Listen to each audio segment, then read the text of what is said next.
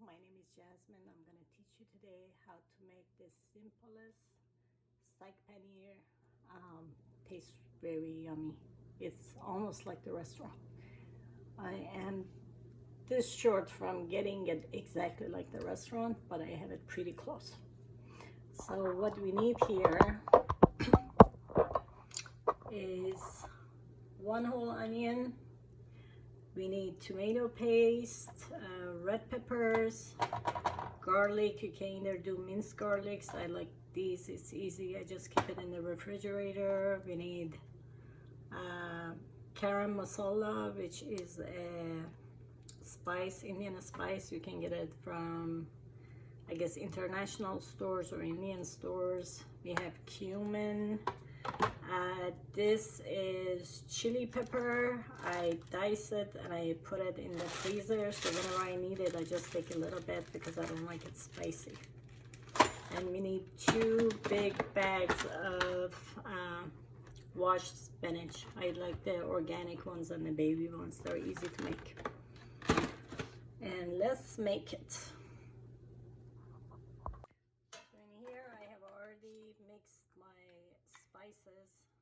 Is 3/4 teaspoon of salt, 3 teaspoons of cumin, 3 teaspoons of, you can put coriander. I don't like coriander, I don't put it in there. 3/4 teaspoons of chili, and 3 half spoons, so 1.5 spoons of garam masala, and we need 2 spoons of garlic, but we put that later. And we need 1/4 spoons of chili, which I usually put like this much because I don't like it too spicy. Actually, I don't like it spicy. So if you like it spicy, you can put more of the green chili in there. Now we need to put our pan on the stove, turn it on high at the beginning. Alright. And then you add either olive oil or avocado oil. I like. Just put a little bit to fry the onions. I have like 3 spoons of the oil in there. And then once that gets hot, you put your onions in there to fry it a little bit. You don't want it too fried, just a little bit golden. And then once that gets golden, we add the tomato paste. Actually, no, we add the garlic and then fry that a little bit, and then we add the tomato paste. Once that gets golden a little bit, then we add our spices, and then after that we add our spinach to it. While that's frying, I forgot one of the main ingredients, Indian paneer. You just cut it in cubes and we add it at the very end. So right now we are just making this golden.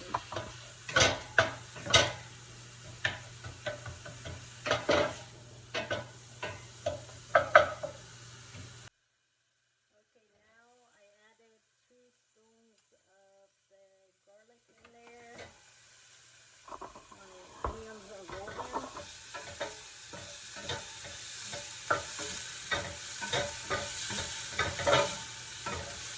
Now I'm gonna add the tomato to it right now, tomato paste.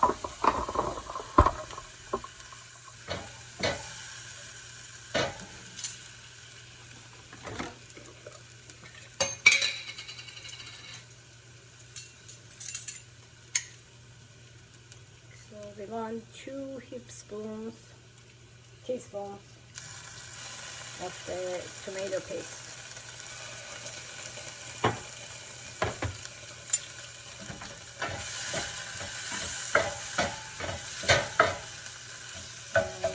For that to get golden.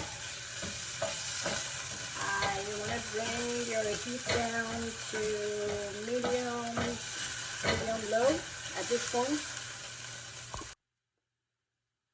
I added the tomato paste, the spice, and now I'm adding the spinach little by little. You can add a little water at the bottom of the pot so the steam cooks the spinach faster.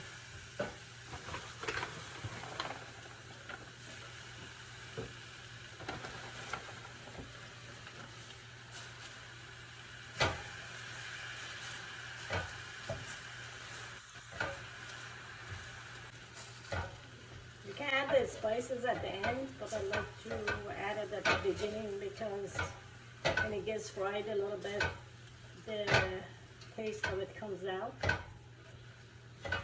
Actually, if you taste the spinach right now, it tastes very yummy. Brings out the flavors and the spices.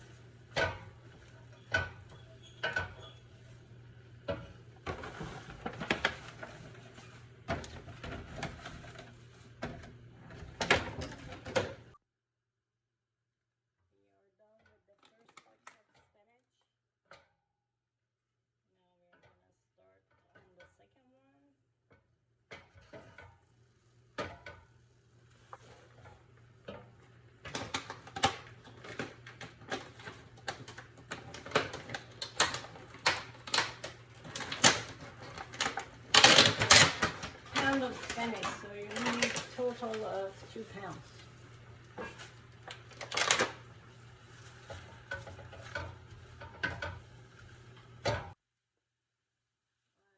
added the tomato paste, the spice, and now I'm adding the spinach little by little. You can add a little water at the bottom of the pot so the steam cooks the spinach faster.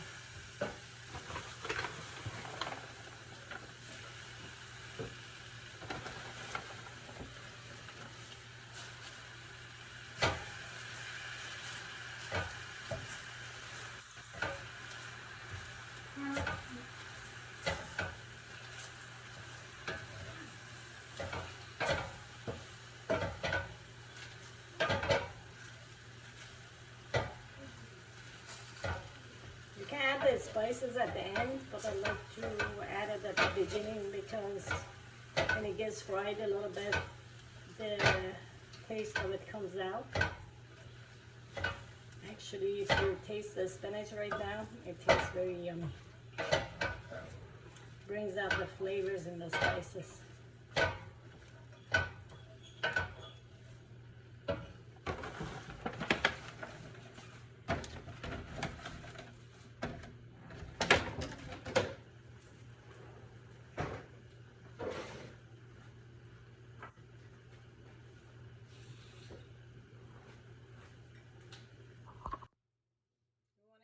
Cheese is about this big, and you don't want to, you put the cheese in there at the very end. That's the last thing that goes in there. Otherwise it gets very chewy. I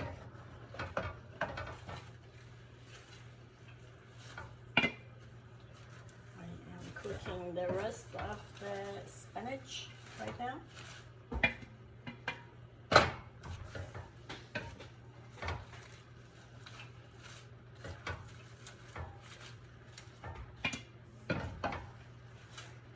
This may look like a lot in a pot, but it will all melt away to nothing.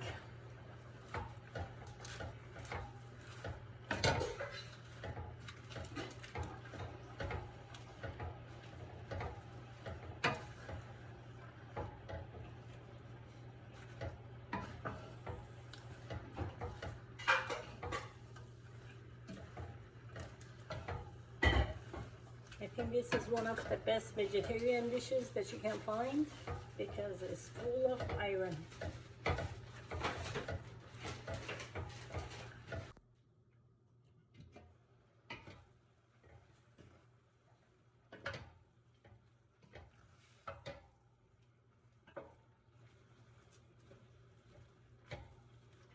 This is 5 minutes later, move it around.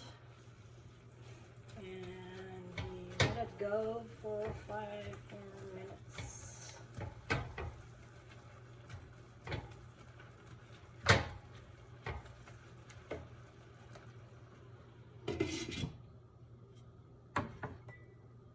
and then we'll come back to it. Here I have a hand blender. I'm gonna chop it up a little bit. Just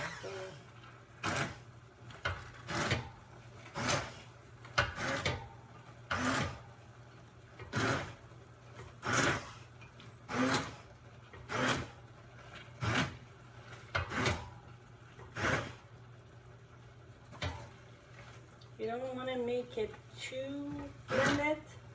You want to still have some bigger pieces in there too. Turn it down. This is what we have.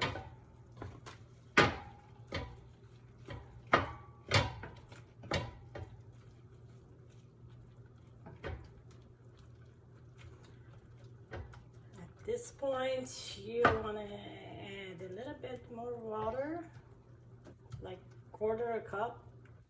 Put it on low and just let it simmer for another 10 minutes.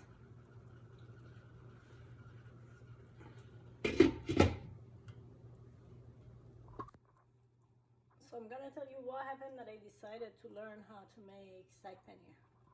I have a daughter who's vegetarian, and there is an Indian restaurant next to my work, and she loves their saag paneer. So I kept buying it, and at the end I decided it's better if I make it myself. So I started looking at different recipes on YouTube, and none of them came out the way I wanted it, like the restaurant. So I started playing with the recipes and mixing them together and doing different stuff, and I finally came up with my own recipe. And here is how you want it to look. I also, yesterday I had a customer who told me, she was Indian, and she told me they put a spoon of brown sugar in their saag paneer. So I already added a spoon of brown sugar. And then at the very end, you want to add either half and half if you want to have less calories, or you can add cream if you want more calories. And since I have the cream, I'm going to add the cream. You want to add probably 1/4 of a cup. I mean, it depends on how creamy you want it. But since this is very creamy, I don't want to put too much.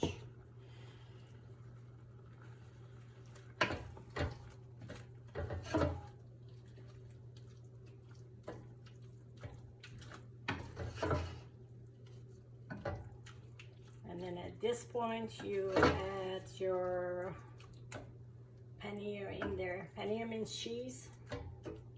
So this is the Indian cheese. I added the cream, I added the paneer. If you don't like paneer much, you can do half the amount and freeze the rest. Use it next time. I am gonna use the whole thing because my daughter loves it.